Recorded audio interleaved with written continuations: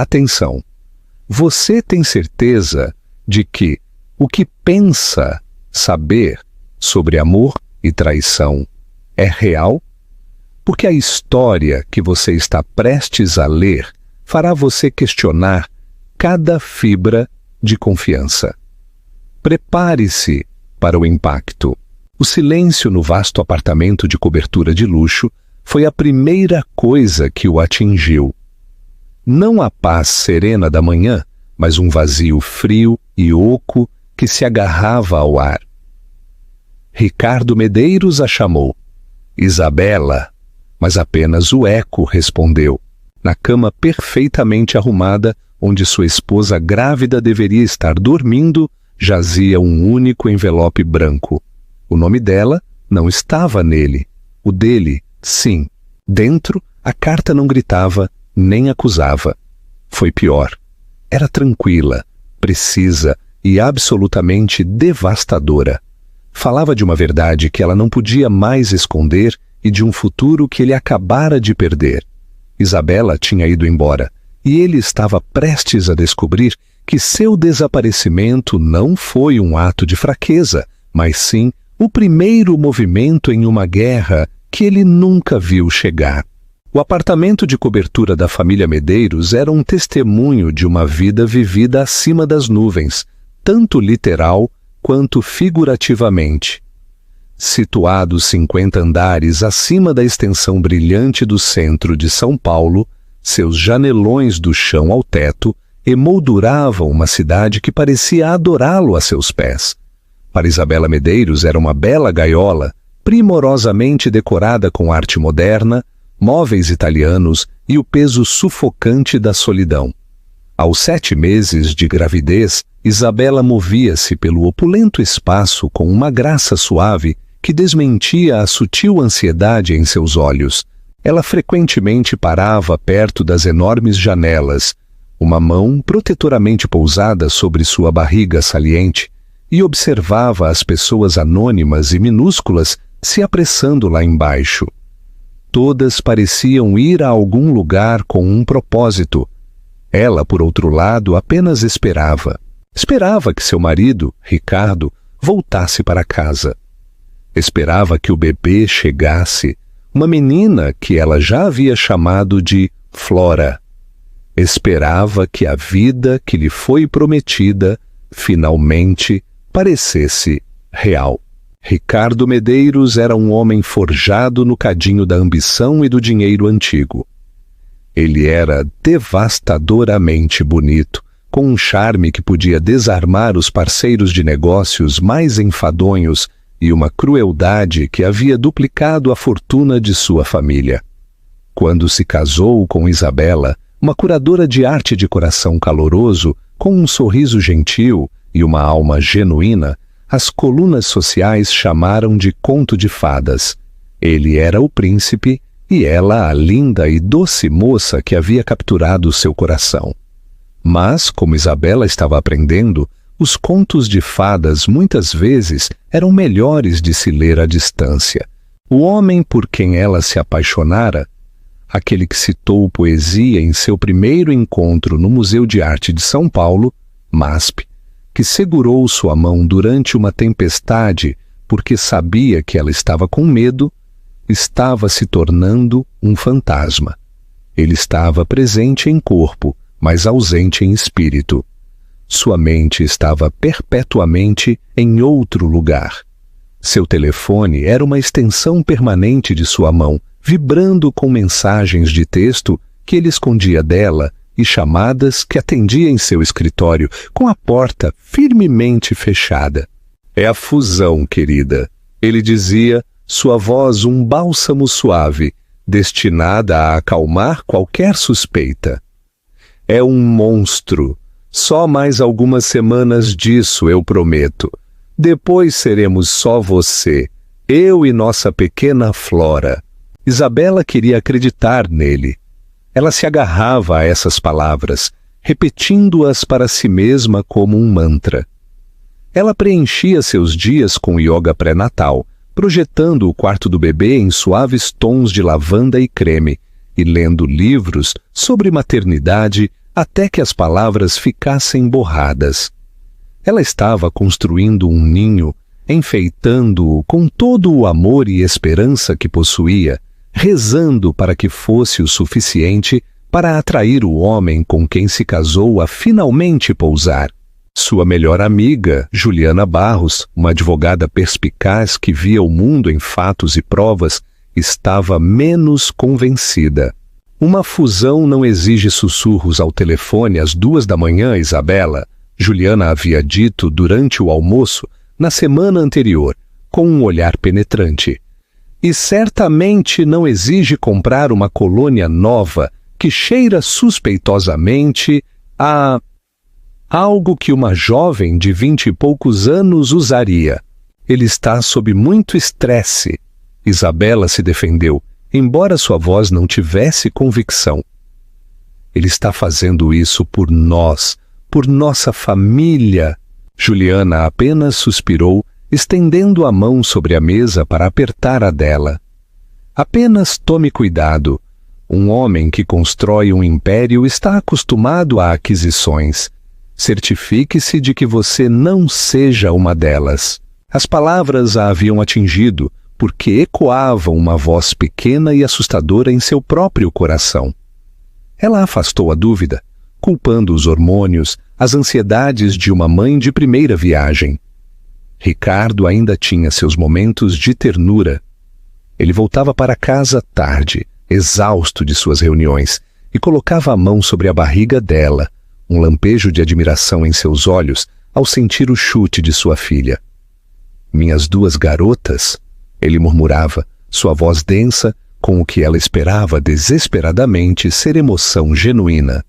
Nesses momentos, a gaiola voltava a parecer um santuário. Aquela noite era o 3º aniversário de casamento deles. Ricardo havia ligado naquela tarde, sua voz untuosa de desculpas. Isabela, meu amor, sinto muito. As negociações finais se intensificaram. Não consigo escapar. Estou me sentindo péssimo. A decepção, aguda e familiar, perfurou seu coração. Ah, guarde para mim, querida. Voltarei para casa assim que puder me libertar. Vou compensar você, juro. Teremos uma celebração adequada neste fim de semana, só nós 2. Ele soava tão sincero, tão arrependido. Está tudo bem, Rico, ela sussurrou. Se cuide. Depois de desligar, ela ficou na cozinha silenciosa, o aroma rico da carne lentamente refogada enchendo o ar. Era uma refeição para 2, uma celebração de seu amor. Agora era apenas uma triste lembrança de outra promessa quebrada, mas enquanto se apoiava na fria bancada de mármore, uma faísca de desafio acendeu dentro dela. Ela estava cansada de esperar. Estava cansada de ser a esposa passiva e compreensiva. Ela se lembrou de que ele havia mencionado o nome do restaurante onde as negociações estavam ocorrendo, La Passione, um elegante e exclusivo italiano no centro da cidade.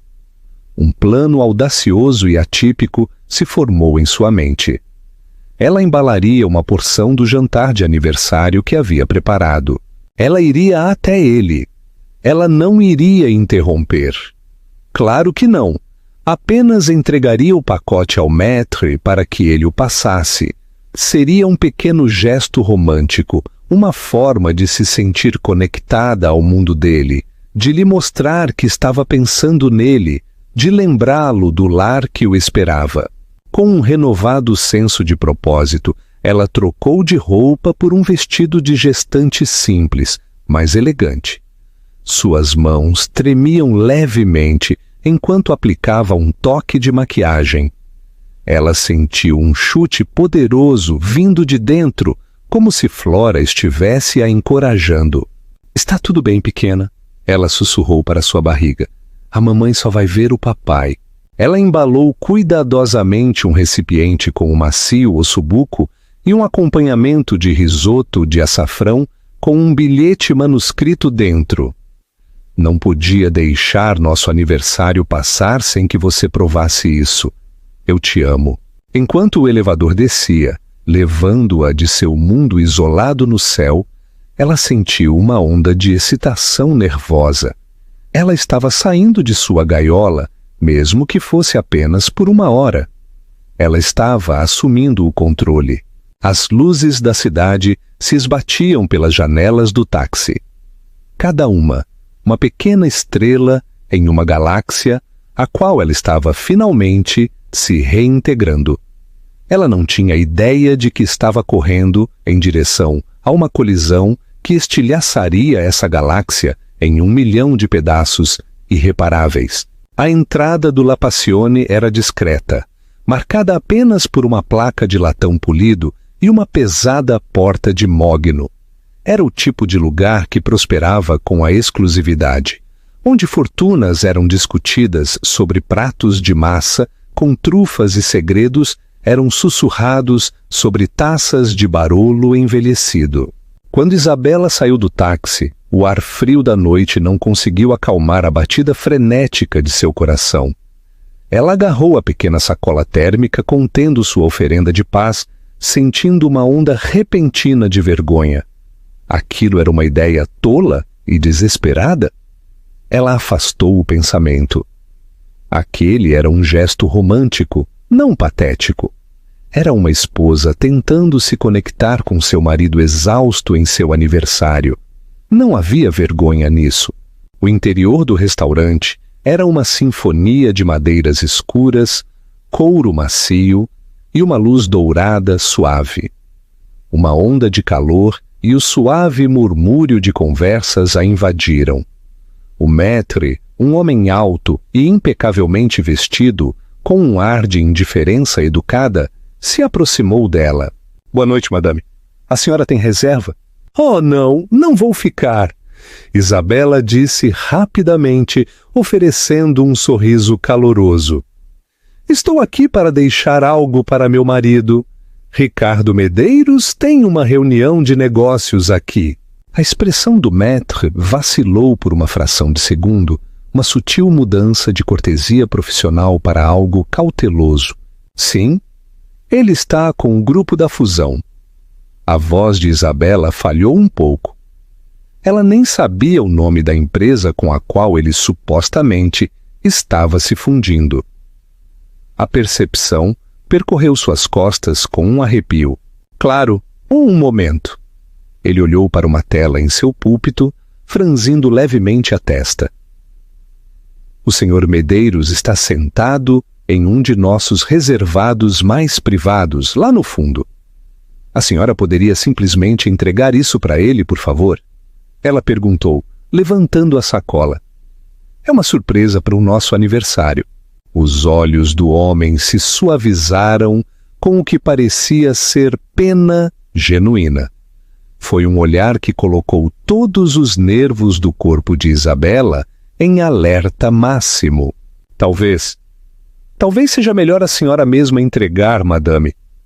Ele sinalizou para um corredor curto e acarpetado, longe da sala de jantar principal. Por aqui, uma sensação de pavor, fria e pesada, começou a se acumular no estômago de Isabela. Por que ele simplesmente não pegou a sacola? Por que ele a estava olhando como se ela fosse um cordeiro levado ao matadouro? Seus pés pareciam chumbo, enquanto ela o seguia. Ele parou pouco antes de um canto isolado onde havia um único reservado, oferecendo a seus ocupantes uma vista íntima do horizonte da cidade. Ele gesticulou em direção ao reservado e então, com um silencioso "com licença", retirou-se, deixando-a sozinha no corredor. De sua posição, ela só conseguia ver a nuca de Ricardo. Ele estava inclinado para a frente, sua postura animada e engajada de uma forma que ela não via há meses. À sua frente, a mão de uma mulher adornada com uma delicada pulseira de diamantes repousava sobre a mesa. Uma cascata de cabelo loiro platina captava a luz. A respiração de Isabela engasgou. Ela deu um passo hesitante para a frente, espiando ao redor da divisória. E então ela a viu. A mulher era Camila Lima, uma supermodelo cujo rosto enfeitava as capas de revistas que jaziam não lidas em sua mesa de centro. Ela era incrivelmente linda, seus traços angulares e angelicais. Seu corpo estava envolto em um vestido prateado cintilante que deixava pouco para a imaginação. Mas não foi a beleza dela que fez o mundo de Isabela cambalear. Foi a maneira como ela olhou para Ricardo, um olhar de intimidade sensual e possessiva.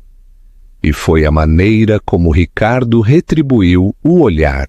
Ele estava sorrindo, não o sorriso cansado e distraído que dava a Isabela, mas um sorriso completo e desprotegido de puro deleite. Ele esticou-se pela mesa, sua mão cobrindo a de Camila. Seus dedos se entrelaçaram. Ele se inclinou e sussurrou algo que fez Camila rir. Um som tilintante que irritou os ouvidos de Isabela como o vidro quebrando. Aquilo não era uma reunião de negócios, aquilo era um encontro. O ar saiu dos pulmões de Isabela. A pequena sacola em sua mão de repente pareceu pesar 1000 quilos. O jantar de aniversário, o símbolo de seu amor e esforço, era agora uma piada patética. Cada noite, cada telefonema sussurrado, cada fusão monstruosa se encaixou no lugar, formando um mosaico horrível de engano. Os avisos de Juliana, suas próprias dúvidas reprimidas, vieram à tona com um rugido. Uma onda de náusea e uma dor vertiginosa a atingiram. Ela tropeçou para trás, a mão voando para a boca para abafar um soluço. O movimento chamou a atenção de Ricardo. Sua cabeça girou. Seu sorriso desapareceu, substituído por uma máscara de choque puro e inalterado, que rapidamente se transformou em fúria fria. Seus olhos, os mesmos olhos que uma vez a haviam olhado com adoração, agora brilhavam com a raiva de um homem que foi pego em flagrante. Ele soltou a mão de Camila e se levantou abruptamente, sua cadeira raspando ruidosamente no chão. Camila olhou por cima do ombro, seu rosto perfeitamente esculpido, registrando um lampejo de aborrecimento, antes de se fixar em um sorriso de desprezo triunfante ao ver Isabela, grávida, de coração partido e completamente deslocada. Isabela, sibilou Ricardo marchando em direção a ela. Ele agarrou seu braço, seu aperto dolorosamente apertado, e a arrastou mais para o corredor, longe dos olhares indiscretos dos outros clientes. "O que diabos você está fazendo aqui?" Sua voz era um sussurro baixo e venenoso. Não havia preocupação ou remorso, apenas raiva por ter sido exposto. Nosso aniversário." Ela engasgou com as palavras, que tinham um gosto de cinzas. A sacola escorregou de seus dedos, batendo no tapete macio com um baque surdo. "Nosso aniversário? Você acha que é apropriado me seguir, me espionar?" Ele fervia, o rosto a centímetros do dela. "Você me envergonhou. Você envergonhou a si mesma." Lágrimas escorriam pelo rosto de Isabela, quentes e embaçando sua visão. "Você está aqui com ela, no nosso aniversário. Isto é um jantar de negócios." Ele mentiu, as palavras soando vazias até mesmo para seus próprios ouvidos. Camila é o novo rosto da marca de estilo de vida da Medeiros Holdings. Isso é trabalho. Isabela olhou para ele, o homem que ela prometeu amar pela eternidade. Ela não viu um marido, mas um estranho. Um estranho cruel e calculista, insultando sua inteligência enquanto seu coração se partia. Do canto, a voz de Camila chegou até eles, tingida de tédio divertido. "Rico, querido, há algum problema? Sua convidada não está com uma aparência muito boa." A maneira desdenhosa como ela disse convidada foi o golpe final e brutal. Isabela não era sua esposa, nem a mãe de seu filho. Ela era um inconveniente, uma interrupção. Isabela olhou do rosto furioso de Ricardo para a modelo sorridente e depois de volta. A luta esvaiu-se dela, substituída por uma clareza fria e arrepiante. A gaiola não era apenas solitária. Era uma mentira. O homem que ela amava não existia. Era um personagem que Ricardo havia interpretado para adquiri-la, e agora o espetáculo havia terminado. Sem dizer mais uma palavra, ela arrancou o braço de seu aperto. Ela deu as costas para a vida que eles haviam construído e se afastou. Ela não correu. Ela caminhou com uma estranha e nova calma, sua postura ereta. Cada passo era uma ruptura deliberada de um laço. Ela podia sentir os olhos dele ardendo em suas costas, mas ele não a chamou. Ele não a seguiu. Ela passou pelo maître compassivo, atravessou a pesada porta de mogno e saiu para a noite indiferente da cidade. O ar frio atingiu seu rosto, mas ela mal sentiu. Ela já estava dormente. O conto de fadas havia acabado. Os pedaços estilhaçados de sua realidade jaziam espalhados no chão de um restaurante, e tudo o que ela podia fazer era se afastar dos escombros. A viagem de táxi de volta para a cobertura foi um borrão silencioso e surreal. As luzes da cidade, antes símbolos de vida e energia, agora pareciam zombar dela, passando pela janela como uma série de caretas cruéis e brilhantes. Isabela sentou-se perfeitamente imóvel no banco de trás, uma mão sobre a barriga. Não por ternura, mas como para proteger sua filha não nascida da verdade tóxica que acabara de envenenar seu mundo. O bebê era a única coisa real que lhe restava. Ela pagou o taxista atordoada e subiu no elevador privativo 50 andares. A subida pareceu uma descida ao inferno. Quando as portas se abriram diretamente para seu apartamento, a opulência que antes parecia reconfortante, agora parecia grotesca. Era um cenário para uma peça sobre um casamento feliz, e ela acabara de descobrir que o ator principal era uma fraude. O aroma do ossobuco que ela havia preparado com tanto carinho ainda pairava no ar, uma lembrança enjoativa de sua ingenuidade. Ela entrou na cozinha, seus movimentos rígidos e robóticos, e despejou a panela inteira de comida no triturador de lixo.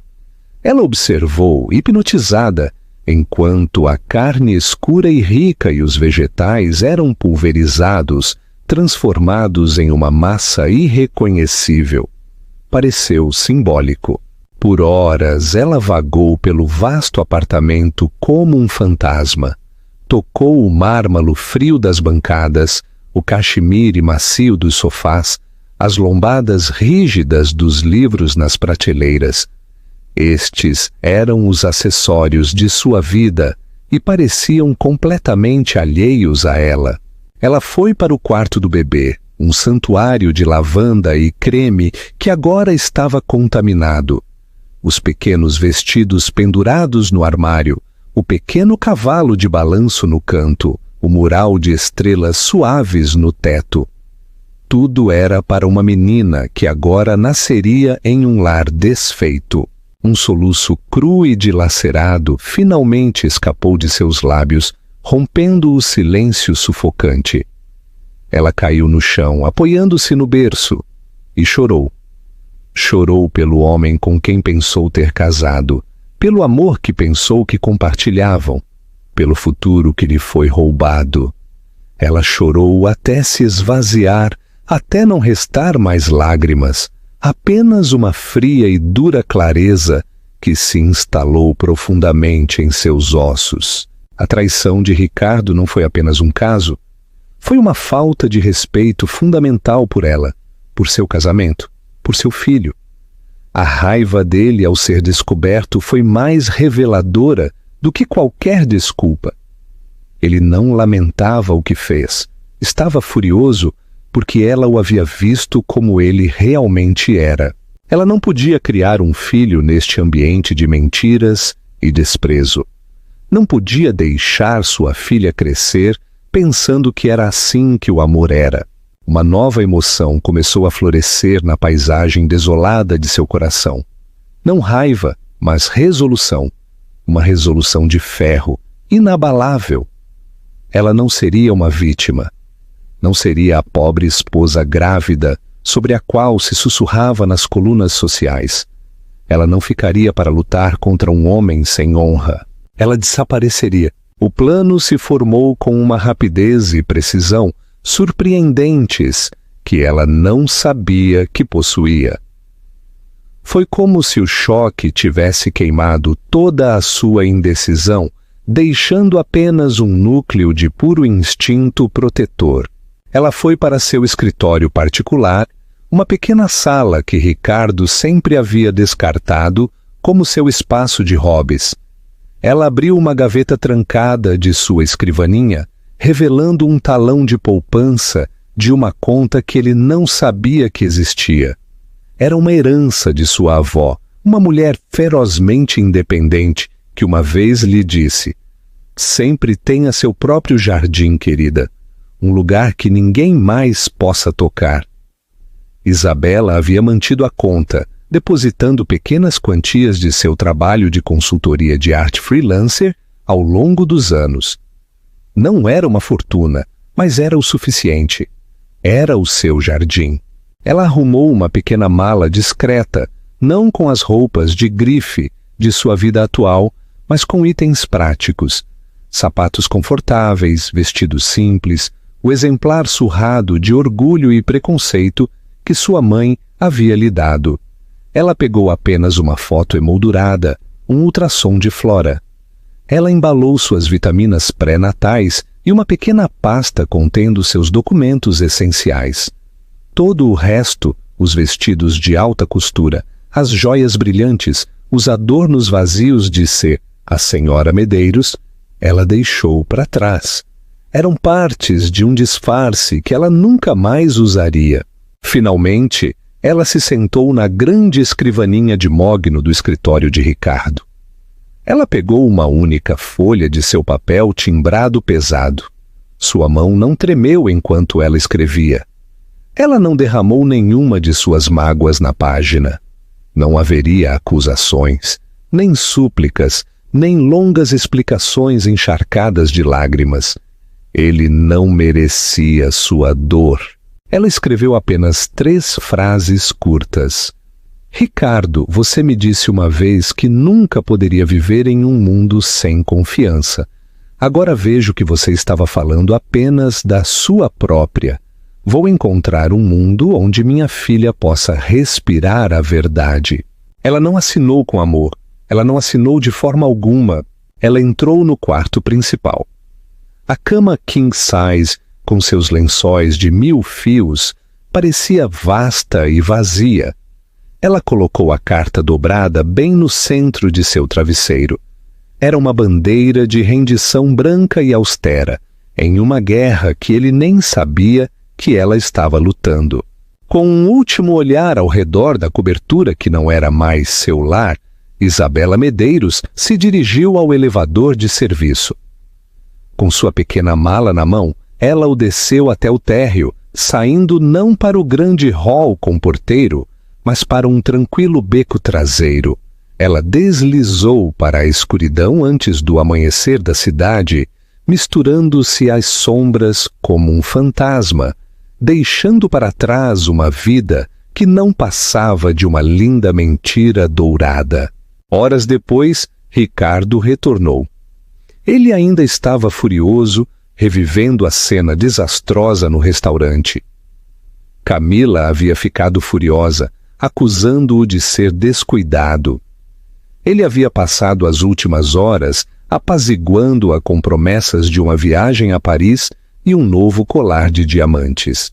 Ele entrou na cobertura, esperando um confronto, pronto para descarregar uma torrente de culpa e manipulação sobre Isabela por seu comportamento histérico. Mas o apartamento, estava em silêncio. Isabela? Ele chamou com um fio de irritação na voz. Precisamos conversar. Silêncio. Ele entrou no quarto com seu discurso já preparado, mas parou no batente. A cama estava vazia, perfeitamente arrumada, e em seu travesseiro, aquele solitário envelope branco esperava. Ele o pegou, um nó de apreensão apertando seu estômago. Leu as 3 frases. Leu-as novamente. As palavras eram tranquilas, desprovidas da emoção que ele esperava. Foi a própria frieza delas que o gelou até os ossos. Aquilo não era a escrita de uma esposa angustiada que estaria chorando na casa de sua mãe. Aquilo era outra coisa, algo definitivo. Ele verificou os armários, todas as roupas dela estavam lá. Sua caixa de joias estava intacta, mas seu passaporte havia sumido do cofre, e a pequena mala que ela tinha desde antes de se casar não estava. Uma busca frenética pelo apartamento não revelou mais nada fora do lugar. Era como se ela tivesse simplesmente evaporado. Ele ficou no meio da sala de estar enquanto o sol começava a nascer, banhando a cobertura com uma luz pálida e fria. A carta ainda estava apertada em sua mão. O aborrecimento lentamente dava lugar a uma sensação estranha e incomum. Não era culpa. Ainda não. Era pavor. A compreensão arrepiante de que ele havia subestimado a mulher tranquila e gentil que chamava de esposa. Ele havia partido o coração dela e, em resposta, ela simplesmente havia desaparecido. Durante as primeiras 48 horas, a principal emoção de Ricardo foi uma raiva arrogante e latente. O desaparecimento de Isabela era, em sua mente, um estratagema teatral infantil projetado para puni-lo. Ele a imaginou trancada no apartamento de Juliana, chorando e esperando que ele rastejasse com desculpas e uma joia ridiculamente cara. Ele decidiu deixá-la cozinhando em seu próprio molho, para que percebesse o quão tola estava sendo. Ele precisava controlar a narrativa, e o primeiro passo era projetar uma aura de calma e indiferença. Ele foi para o escritório, presidiu suas reuniões com sua habitual autoridade e perspicácia, e até brincou com seus parceiros seniores. Quando sua secretária perguntou se a senhora Medeiros estava bem, já que não havia ligado para confirmar suas reservas para o jantar, Ricardo acenou com a mão desdenhosamente. Ela decidiu visitar a irmã em Minas Gerais por alguns dias, uma viagem de última hora, antes de o bebê nascer. Você sabe como é. A mentira saiu facilmente, mas até para ele soou fraca. Isabela não falava com a irmã há mais de um ano depois de uma discussão trivial. Era um remendo desajeitado em uma realidade que estava se desfazendo rapidamente. À noite, o silêncio da cobertura ficava mais alto, mais acusador. Ele passava pelo quarto do bebê e a perfeição de lavanda e creme do cômodo parecia um julgamento. Ele via a xícara de café favorita dela ao lado da cafeteira e sentia uma estranha pontada de... algo? Não era perda. Ainda não. Era interrupção. Sua vida bem ordenada havia sido interrompida. Ele ligou para o telefone dela, mas foi direto para a caixa postal após um único toque. Estava desligado. Ele enviou uma série de mensagens de texto, cada uma escalando em tom. Isabela, este joguinho é um absurdo. Volte para casa. Eu sei que você está com Juliana. Diga a ela para parar de alimentar você com essa bobagem feminista. Somos casados e vamos resolver isso. Tudo bem, faça o que quiser, mas você está sendo incrivelmente egoísta. Pense no bebê. Não houve resposta. No terceiro dia, uma rachadura apareceu em sua compostura. Uma das colunistas de fofoca mais vorazes da cidade, uma mulher chamada Débora Viana, ligou para seu escritório. Ricardo, querido, ela arrulhou, sua voz pingando falsa preocupação. Ouvi um boato bastante inquietante de que Isabela foi vista saindo do La Passione em lágrimas na outra noite, e ninguém a viu desde então. Está tudo bem no paraíso? O sangue de Ricardo gelou. Débora, você sabe como são os rumores. Isabela está perfeitamente bem. Ela está em uma viagem curta. Ah, que adorável! E presumo que o outro boato de que você estava jantando com a requintada Camila Lima naquele momento também seja apenas um pequeno mal-entendido. Ele desligou a ligação. Sua mão tremia ligeiramente. A história saiu na manhã seguinte. Uma pequena, mas venenosa, matéria nas páginas sociais. Problemas para os Medeiros? O magnata milionário Ricardo Medeiros foi visto em atitude carinhosa com a modelo Camila Lima em seu aniversário, enquanto sua esposa Isabela, grávida de 7 meses, supostamente saiu em viagem. Fontes dizem que a senhora Medeiros está incomunicável há dias. O conto de fadas azedou, o artigo foi como um fósforo aceso jogado em uma sala cheia de gasolina.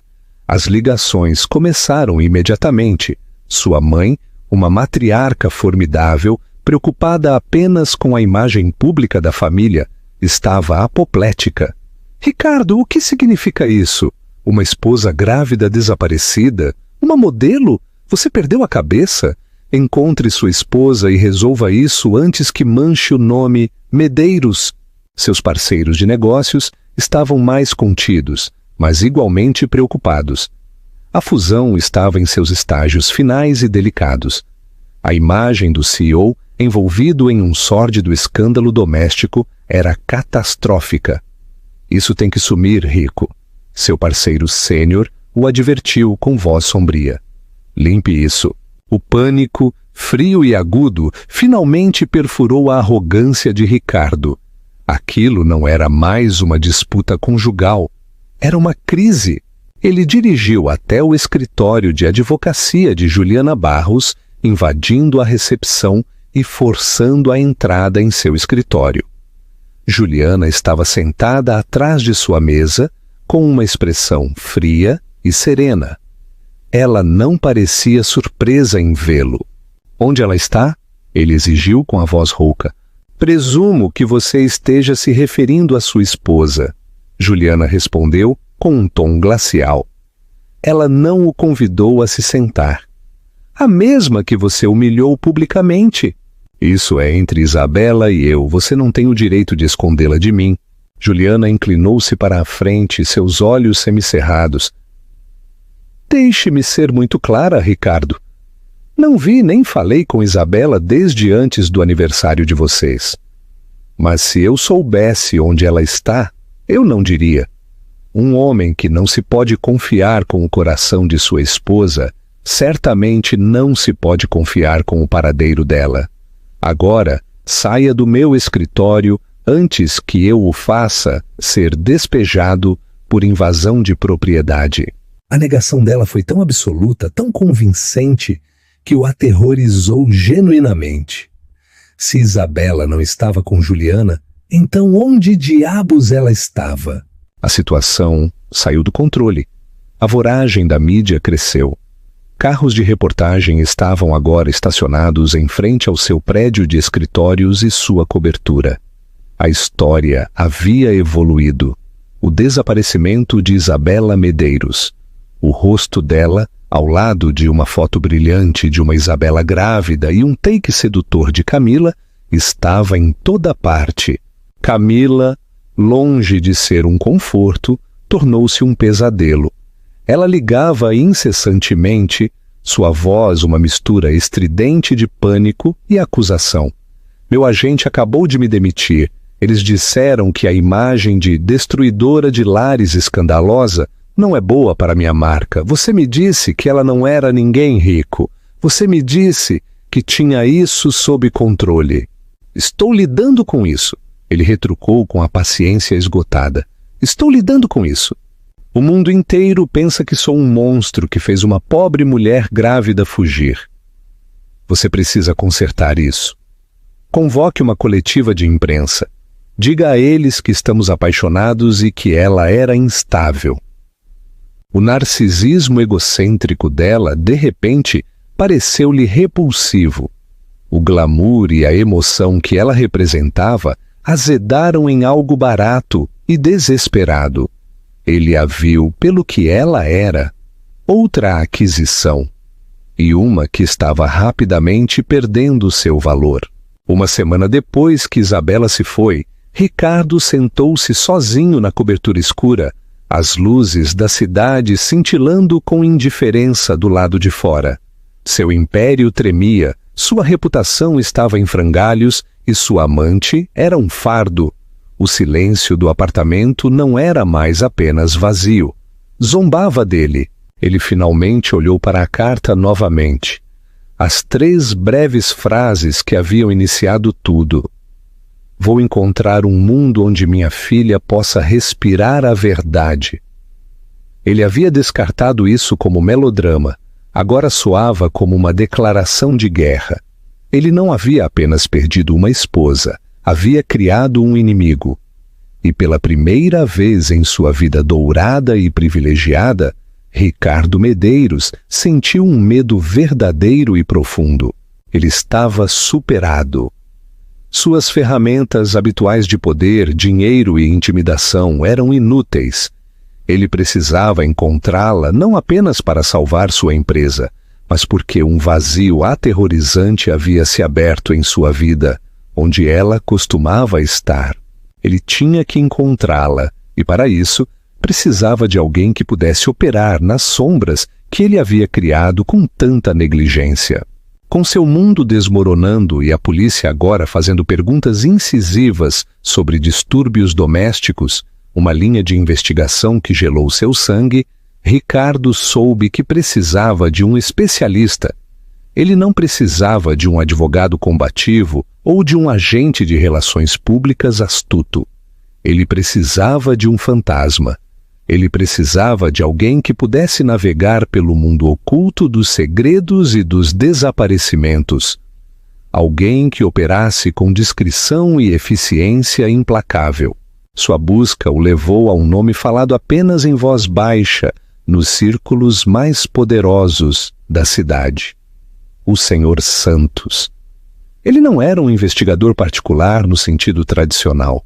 Era um solucionador de problemas, um ex-agente de inteligência que agora oferecia suas consideráveis habilidades ao maior lance. Seu escritório era uma pequena suíte despretensiosa em um prédio histórico, mas sem distinção. Uma escolha deliberada para projetar anonimato sobre opulência. O Sr. Santos era um homem de 50 e poucos anos, com cabelo grisalho, ternos impecavelmente confeccionados, mas simples, e olhos que pareciam não perder nada. Ele ouviu a versão frenética e egocêntrica de Ricardo dos acontecimentos sem interrupção, suas mãos cruzadas sobre a superfície desimpedida de sua mesa. Quando Ricardo terminou, Santos permaneceu em silêncio por um longo momento. O senhor mentiu para a polícia, para a mídia e para seus parceiros de negócios, Santos afirmou, com voz calma e uniforme. Não era uma acusação, era uma observação. Agora o senhor me dirá a verdade, cada detalhe. Meu trabalho é impossível quando construído sobre uma base de engano. Despojado de seu poder habitual, Ricardo se viu confessando tudo. O caso com Camila, o confronto no restaurante, suas palavras cruéis, a frieza da carta de Isabela. Ele pintou um quadro de Isabela como uma mulher gentil, recatada e emocionalmente frágil. Ela não poderia ter feito isso sozinha. Ricardo insistiu. Ela não é capaz. Alguém deve estar ajudando-a, manipulando-a. A expressão de Santos permaneceu ilegível.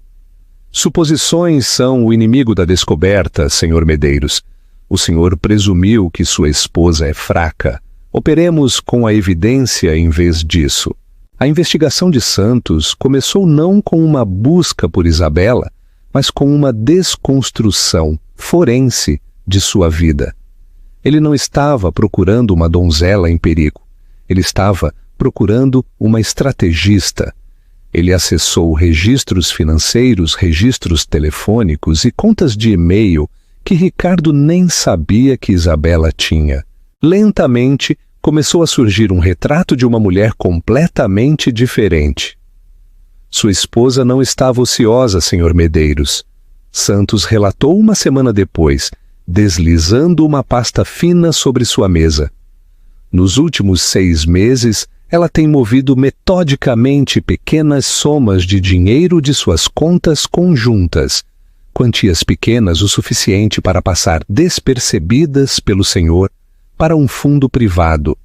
O total excede R$200 mil. Ricardo olhou atônito.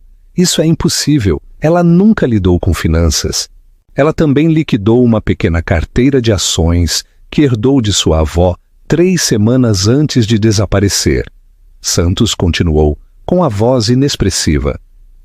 E ela fez um único e significativo saque dessa conta privada na manhã de seu desaparecimento. R$50 mil em dinheiro. A imagem de uma mulher chorosa e histérica se evaporou, substituída pela de uma planejadora calculista.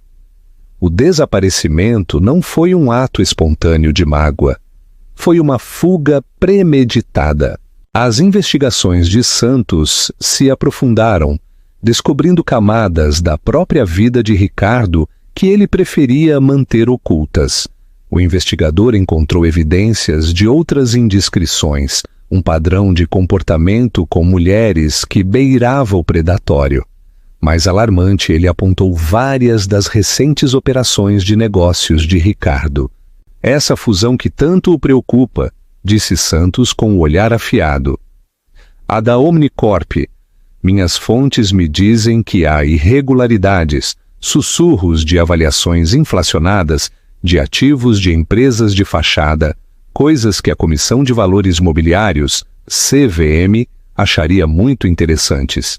São boatos infundados, Ricardo retrucou, uma nova onda de pânico subindo por sua garganta. Talvez, Santos concedeu, mas o que é interessante é o histórico de pesquisa de sua esposa em seu laptop pessoal que o senhor negligenciou em seu escritório. Nas semanas que antecederam sua partida, ela não estava apenas pesquisando móveis para o quarto do bebê. Ela estava pesquisando contabilidade forense, proteção a denunciantes e os nomes de vários advogados proeminentes de crimes de colarinho branco, incluindo, notavelmente, Juliana Barros, que é especializada exatamente nesse campo. A sala pareceu encolher ao redor de Ricardo. Ele sentiu um arrepio profundo e nauseante. A partida de Isabela não era apenas por causa do caso. Isso foi meramente o catalisador. Ela estava investigando. Ela havia encontrado algo muito mais perigoso para ele do que uma amante desprezada. O caso não apenas partiu o coração dela, confirmou que o homem com quem ela era casada estava podre até o âmago e deu a ela o empurrão final de que precisava para agir. Ela não... Ricardo gaguejou as palavras vazias. Ela não entenderia nada disso. Novamente, Sr. Medeiros, o senhor a subestima, Santos disse friamente. Sua esposa tem mestrado em História da Arte, com especialização em proveniência. Toda a sua carreira acadêmica foi baseada em rastrear a história de objetos, descobrir falsificações e seguir uma trilha documental. Parece que o senhor confundiu uma natureza tranquila com uma mente simplória. A última descoberta do investigador foi a mais direta. Ele rastreou um único telefonema que Isabela fez de um telefone descartável que ela havia comprado no dia de seu desaparecimento. A ligação durou 15 minutos e foi registrada em uma torre de celular em uma remota área rural do sul de Minas Gerais, Mas o número para o qual ela ligou não era de um amigo ou familiar. Era a recepção de um pequeno aeródromo privado. Ela alugou um voo. Santos concluiu, fechando a pasta. Um avião monomotor pago em dinheiro. Não foi apresentado o plano de voo à Agência Nacional de Aviação Civil, ANAC, o que é legal para este tipo de aeronave. O piloto é um profissional discreto que é especialista em transporte, fora da rede, para clientes ricos, que buscam privacidade. Ele a deixou em uma pista de pouso privada, semelhante nos arredores das montanhas da Mantiqueira. A partir daí, o rastro esfria. As montanhas da Mantiqueira, um paraíso para os ricos, mas também uma porta de entrada para vastas e isoladas comunidades montanhosas, onde uma pessoa poderia desaparecer facilmente se tivesse os recursos e a vontade. Ricardo desabou em sua cadeira, completamente derrotado. Cada movimento que ele fez foi antecipado. Cada suposição que ele tinha estava errada. Ele estava jogando damas, enquanto Isabela jogava um magistral jogo de xadrez. Sua carta, de repente, fazia um sentido aterrorizante. Ela não estava apenas o deixando, estava fugindo dele, protegendo seu filho de um homem que ela agora via como um criminoso. E ela havia levado algo consigo: conhecimento. Conhecimento que não apenas poderia acabar com seu casamento, mas que também poderia enviá-lo para a prisão. A busca por sua esposa desaparecida havia se transformado em uma corrida desesperada para encontrar uma mulher que tinha o poder de destruí-lo completamente. E ela, por todas as evidências, estava 2 passos à frente. O ar na pequena cidade montanhosa de São Bento do Sapucaí, em São Paulo, era rarefeito, fresco e limpo. Cheirava a pinho e terra úmida, um aroma tão fundamentalmente diferente do ar sufocado pela exaustão de São Paulo que parecia pertencer a outro planeta. Para a mulher agora conhecida como Amélia Grana, era o cheiro de liberdade. Isabela, ou Amélia, como agora se chamava, havia encontrado a vila através de uma rede que Juliana havia meticulosamente arranjado. Era uma cidade aninhada nas profundezas das montanhas da Mantiqueira, um lugar para pessoas que não queriam ser encontradas. Aqui, ela não era a esposa desaparecida de um milionário. Ela era uma viúva tranquila e grávida que havia se mudado para o interior para escapar de lembranças dolorosas e recomeçar. As pessoas da cidade, rústicas e autossuficientes, respeitavam a privacidade. Elas ofereciam sorrisos e acenos discretos, mas não faziam perguntas indiscretas. Seu novo lar era uma cabana rústica em alguns hectares de terra, com um riacho gorgolejante por perto e uma vista deslumbrante dos picos nevados. Era um mundo de distância da cobertura estéril e de paredes de vidro. Aqui os pisos eram de madeira quente e nodosa, os móveis eram confortáveis e gastos, e o silêncio era pacífico, não opressor. As primeiras semanas foram um turbilhão de acomodação e descompressão do trauma de sua fuga. Houve noites em que ela acordava gritando, a imagem do rosto furioso de Ricardo e o sorriso zombeteiro de Camila gravados em sua memória. Mas, a cada nascer do sol que pintava as montanhas em tons de rosa e ouro, os fantasmas de sua vida passada começaram a desaparecer. Ela não fez isso sozinha. Juliana Barros tinha sido sua parceira silenciosa, seu bote salva-vidas. Semanas antes do confronto, quando as suspeitas de Isabela sobre os negócios de Ricardo se solidificaram em uma certeza aterrorizante, ela havia contatado sua velha amiga. Eu acho que ele é um criminoso, Ju. Isabela havia confessado. Sua voz tremia através de uma linha segura e criptografada. E eu acho que estou em perigo. Não fisicamente, mas toda a minha vida é baseada em uma mentira. Se eu o confrontar, ele vai me esmagar. Juliana, sempre a estrategista, imediatamente mudou para o modo de ação. Então não confrontamos, nós fugimos, coletamos provas, criamos uma nova identidade e construímos uma fortaleza para você. Quando chegar a hora, você não o estará confrontando, você o estará desmantelando. Juntas, elas haviam planejado cada detalhe. Juliana havia providenciado os telefones descartáveis, o voo charter privado, a compra da cabana por meio de um fundo fiduciário cego e a criação da nova identidade de Isabela.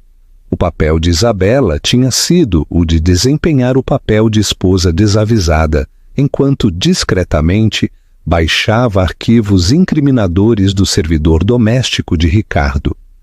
Arquivos que detalhavam contas offshore, faturas fraudulentas e comunicações que delineavam claramente sua intenção de fraudar seus novos parceiros de negócios. Ela os havia copiado para um pequeno disco rígido criptografado que agora estava guardado em um cofre em um banco de uma cidade vizinha. Agora, na segurança da vila, Isabela se concentrou na única coisa que realmente importava: seu bebê.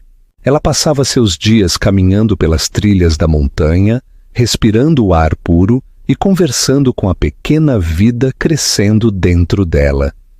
Ela lia poesia em voz alta, sua voz suave na tranquilidade da floresta. Ela redescobriu seu amor pela arte, não como curadora do trabalho de outras pessoas, mas como criadora. Comprou um conjunto de aquarelas e começou a pintar as paisagens deslumbrantes que a cercavam, as cores vibrantes, um bálsamo para sua alma machucada. 2 meses após sua chegada, ela entrou em trabalho de parto. Sua parteira, uma mulher tranquila e robusta, chamada Maria, estava ao seu lado. Não havia uma sala de hospital fria e estéril, nem um marido assustado na sala de espera.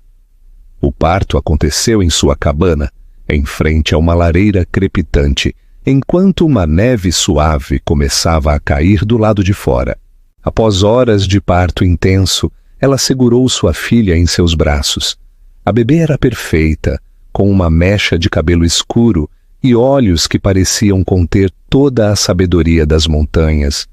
Isabela chorou, mas desta vez suas lágrimas não eram de tristeza, mas de um amor avassalador, feroz e incondicional. Ela a chamou de Esperança, não Flora. Flora era o nome escolhido por uma mulher que vivia em uma gaiola. Esperança era o nome escolhido por uma mulher que se libertou. Olá, Esperança, ela sussurrou, a voz embargada pela emoção, enquanto beijava a testa de sua filha. Somos você e eu. Nós vamos ficar bem. A maternidade a consumiu, a curou. Cuidar de Esperança deu a ela um profundo senso de propósito que sua vida com Ricardo sempre havia faltado. Ela não era mais apenas Isabela Medeiros, a esposa. Ela era Amélia Grana, a mãe de Esperança. Era um título que parecia mais real e mais valioso do que qualquer outro. Ela mantinha contato com Juliana semanalmente por meio de e-mails criptografados. Juliana a mantinha atualizada sobre a tempestade que ela havia deixado para trás. A imagem pública de Ricardo estava em frangalhos. A fusão da Omnicorp havia parado, os parceiros agora profundamente assustados pelo escândalo e pelos sussurros de irregularidades financeiras. Santos, Juliana soube por meio de sua própria rede, estava investigando, se aproximando. Ele contratou o melhor, Juliana escreveu. Eles acabarão encontrando você. Ricardo está encurralado e desesperado. Precisamos decidir quando fazer nosso movimento. Em uma tarde de outono, enquanto Isabela estava sentada em sua varanda embalando uma esperança adormecida, ela contemplou as montanhas majestosas e inquebráveis. Elas permaneceram ali por milênios, testemunhas silenciosas de tempestades e estações, sua força absoluta. Ela sentiu uma conexão com elas. Ela não era mais a mulher frágil que fugiu na noite. Ela havia resistido à sua própria tempestade. Ela havia dado à luz uma nova vida, e ao fazê-lo, havia renascido. Ela estava forte, ela estava pronta. Ela abriu seu laptop e enviou um e-mail curto e decisivo para Juliana. É hora, vamos queimar tudo. A reunião anual de acionistas da Medeiros Holdings estava sendo realizada no grande salão de festas do Hotel Copacabana Palace, um baluarte histórico da antiga riqueza do Rio de Janeiro. O ambiente estava carregado de tensão.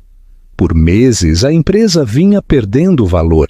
A fusão fracassada da Omnicorp, juntamente com o escândalo em curso da esposa desaparecida do CEO e os crescentes rumores de uma investigação iminente da CVM, haviam criado uma tempestade perfeita de pânico entre os investidores. Ricardo Medeiros estava no pódio, pálido e abatido. Um fantasma do titã confiante que ele era há menos de um ano. Ele estava lutando por sua vida corporativa. Ele proferiu um discurso desesperado e apaixonado, cheio de jargões sobre reestruturação, prontidão para o futuro e alinhamento sinérgico. Ele tentava projetar força para tranquilizar os homens e mulheres de semblante sombrio na plateia de que seus investimentos estavam seguros, de que ele ainda estava no controle. Mas sua voz não tinha sua antiga autoridade. Seu charme parecia ensaiado e vazio. A sala não estava comprando. E assim, ele concluiu com voz tensa: peço sua contínua fé em minha liderança, enquanto navegamos por esses ventos contrários e conduzimos esta grande empresa a um futuro próspero. Um silêncio tenso e pouco convincente se seguiu. O presidente do conselho, um homem severo chamado Arthur Vieira, estava prestes a abrir o período de perguntas. Perguntas que Ricardo sabia que seriam brutais, quando as grandes portas duplas, na parte de trás do salão de festas, se abriram com um estrondo. Todas as cabeças se viraram. Uma onda de suspiros e sussurros se espalhou pela sala, como um incêndio. Emolduradas na porta estavam duas mulheres. A primeira era Juliana Barros, com uma expressão nítida e dominante. Mas foi a mulher ao lado dela que deixou o salão em silêncio absoluto. Era Isabela. Mas não era a Isabela de que ninguém se lembrava. A esposa suave e doce havia desaparecido. Em seu lugar estava uma mulher de surpreendente equilíbrio e poder. Ela vestia um terno tailleur azul marinho, discreto, mas inegavelmente caro. Seu cabelo estava penteado em um corte elegante e profissional. Seu rosto, livre da ansiedade atormentada que uma vez o havia nublado, estava calmo e resoluto. Ela irradiava uma confiança mais potente do que qualquer um dos discursos grandiloquentes de Ricardo. Em seus braços, ela segurava uma linda bebê com olhos brilhantes. Ricardo a encarou, o sangue gelando em suas veias. Ele sentiu como se estivesse vendo um fantasma vingativo e impecavelmente vestido. Sua boca secou. Parecia que todo o ar havia sido sugado da sala. Com um passo lento e deliberado, Isabela e Juliana caminharam pelo corredor central, o clique de seus saltos, o único som no salão cavernoso. Os acionistas se abriram diante delas como se fossem da realeza. Os olhos de Isabela estavam fixos em Ricardo, seu olhar firme e inabalável. Não era um olhar de ódio ou de mágoa. Era o olhar frio e distante de uma vencedora observando seu inimigo vencido. Elas pararam diretamente na frente do pódio. Isabela ajeitou o bebê em seus braços, seus movimentos suaves e maternais. Arthur Vieira, o presidente, foi o primeiro a recuperar a voz, embora estivesse tensa pelo choque. Isabela, senhora Medeiros, meu Deus, é a senhora? Sou eu, Arthur, respondeu Isabela, sua voz clara e firme, amplificada pelo microfone que Ricardo acabara de usar. Ela ecoou em todos os cantos da sala. Embora eu vá retomar meu nome de solteira, Grana, por favor, chame-me de senhorita e... Grana. Ricardo finalmente encontrou sua voz, um sussurro engasgado e desesperado. Isabela, onde você esteve? Fiquei preocupado, contratei pessoas, estive procurando por você em toda parte. Isabela esboçou um pequeno sorriso sem humor.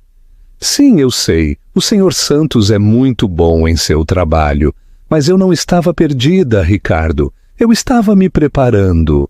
Ela desviou sua atenção de seu marido atordoado para o conselho e os acionistas reunidos. Peço desculpas por esta interrupção, disse, sua voz ressoando com autoridade. Mas estou aqui hoje como mãe de Esperança Grana, que através do meu acordo conjugal e de sua linhagem paterna, é uma acionista significativa desta empresa e estou aqui como denunciante. Um suspiro coletivo percorreu a sala. A palavra denunciante foi como um toque de morte. Juliana Barros deu um passo à frente, abrindo uma pasta de couro. Minha cliente, a senhorita Grana, tem provas irrefutáveis de que o senhor Medeiros esteve, durante os últimos 2 anos, envolvido em um esquema sistemático para fraudar esta empresa e seus acionistas. Ela começou a distribuir dossiês finos e cuidadosamente encadernados para os atônitos membros do conselho. Aqui vocês encontrarão documentação de transferências bancárias ilegais para contas offshore não auditadas, faturas falsificadas usadas para inflacionar os lucros da empresa antes da tentativa de fusão com a Omnicorp e comunicações internas que comprovam a intenção do Sr. Medeiros de desviar fundos. O valor total excede 50 milhões de reais. O pânico irrompeu. Gritos de descrença e raiva encheram o salão de festas. Ricardo estava lívido, cambaleando para trás do pódio como se tivesse sido atingido fisicamente. Mentiras, ele grasnou, sua voz mal um sussurro. Isso é vingança. É uma mulher desprezada tentando me destruir. Isabela encontrou seu olhar desesperado, sua própria expressão impiedosa. Eu fui desprezada, Ricardo? Sim, mas não se trata de vingança por um coração partido. Trata-se de justiça por seus crimes. Trata-se de proteger o legado de minha filha do homem que estava disposto a roubá-lo. Ela aninhou esperança em seus braços e pela primeira vez sua voz se suavizou ao olhar para sua filha. Você construiu um império sobre mentiras, disse ela, seus olhos voltando para os dele, agora duros como diamantes. E estou aqui para garantir que o futuro da minha filha seja construído sobre a verdade. Sua entrada não foi apenas um retorno. Foi um golpe de Estado. Ela havia voltado para tomar o que era seu. O salão estava em caos, mas Isabela permaneceu em seu centro, um pilar de poder tranquilo e justo. O ato de desaparecimento havia terminado. A hora da verdade acabara de começar. A evidência nos dossiês foi uma bomba que estilhaçou o mundo de Ricardo em questão de minutos. O salão de festas explodiu quando os membros do conselho viram provas inegáveis de seus crimes. Suas desesperadas alegações de vingança de uma esposa desprezada foram inúteis contra os fatos frios e duros de seus próprios e-mails e contas offshore. Ricardo, o rosto coberto por uma máscara de descrença, avançou em direção a Isabela. Você destruiu tudo! Gritou sua voz rouca de fúria. Antes que ele pudesse alcançá-la, os seguranças o interceptaram, segurando o CEO desonrado enquanto ele se debatia e praguejava. Isabela olhou para a casca do homem com quem havia se casado. Seu coração abrigava apenas uma calma e definitiva resolução. "Você destruiu, Ricardo", disse sua voz cortando a raiva dele. "Eu apenas acendi as luzes." Dito isso, ela deu as costas e saiu do salão de festas com sua filha e sua advogada, deixando o caos para trás. Sua partida foi seguida pela rápida chegada de agentes federais. Ricardo foi preso no local, sua queda tão pública e humilhante quanto ele sempre temeu.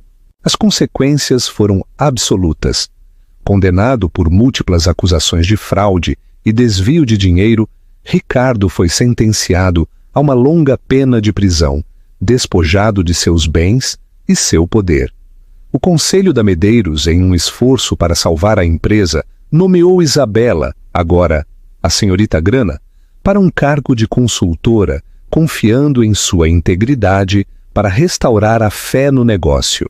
Um ano depois, Isabela estava em seu apartamento luminoso e ensolarado, com vista para um parque. Suas pinturas enchiam as paredes de cor e sua filha Esperança dava seus primeiros passos felizes pelo chão de madeira. Ela não era uma esposa que havia desaparecido, mas uma mulher que havia se encontrado. Ela havia escapado da gaiola dourada e, ao fazê-lo, havia construído um verdadeiro lar, uma vida fundada não na riqueza, mas na base inabalável da verdade e do amor. Comentário final. Que jornada incrível de força e resiliência. A história de Isabela é um poderoso lembrete de que as traições mais profundas muitas vezes podem acender as transformações mais ferozes.